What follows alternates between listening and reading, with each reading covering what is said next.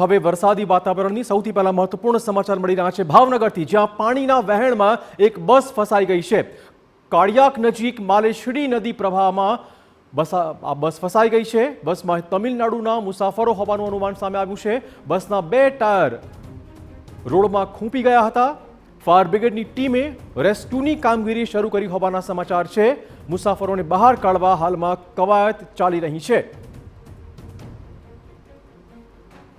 તો બસના 2 ટાયર રોડમાં ખૂંપી ગયા હતા। ફાયર બ્રિગેડની ટીમે રેસ્ક્યુ કામગીરી શરૂ કરી દીધી છે। તમિલનાડુના તમામ મુસાફરો હોવાનું અનુમાન। મુસાફરોને હાલમાં બહાર કઢાઈ રહ્યા છે। માલેશ્રી નદીના વહેણમાં આ બસ ફસાઈ। ભાવનગરથી સમાચાર। કોડિયાક નજીક માલેશ્રી નદી પ્રવાહમાં બસ ફસાઈ હતી।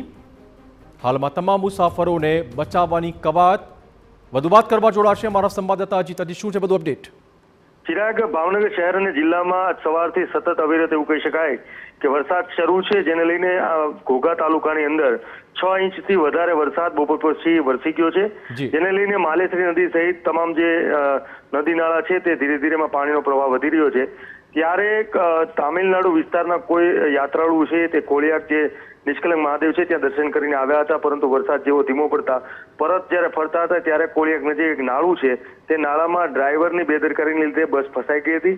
ધીરે ધીરે કાંઈ નિર્ણય લે તે પહેલા પાણીનો પ્રવાહ વધી જતા બસ ફસાઈ ગઈ હતી। તુરંત જ તે લોકોએ સ્થાનિક સરપંચે અને તમામ લોકોએ તંત્રનો સંપર્ક કરતા તંત્ર, ત્યાંના સ્થાનિક મામલતદાર, પોલીસ વિભાગ અને તંત્ર ત્યાં પહોંચી ગયું હતું અને બચાવવા માટે રેસ્ક્યુ શરૂ કરી દીધું હતું। ભાવનગરથી ફાયર બ્રિગેડની ટીમ, ભાવનગર કલેક્ટર સહિત તમામ લોકો ઘટના સ્થળ પર હાજર છે।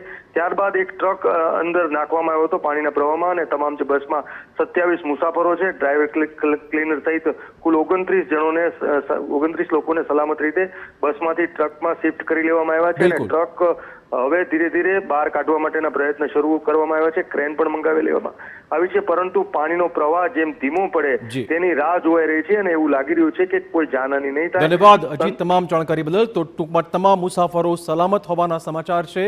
આ તમામ મુસાફરોને હાલમાં ટ્રકમાં શિફ્ટ કરી દેવાયા છે।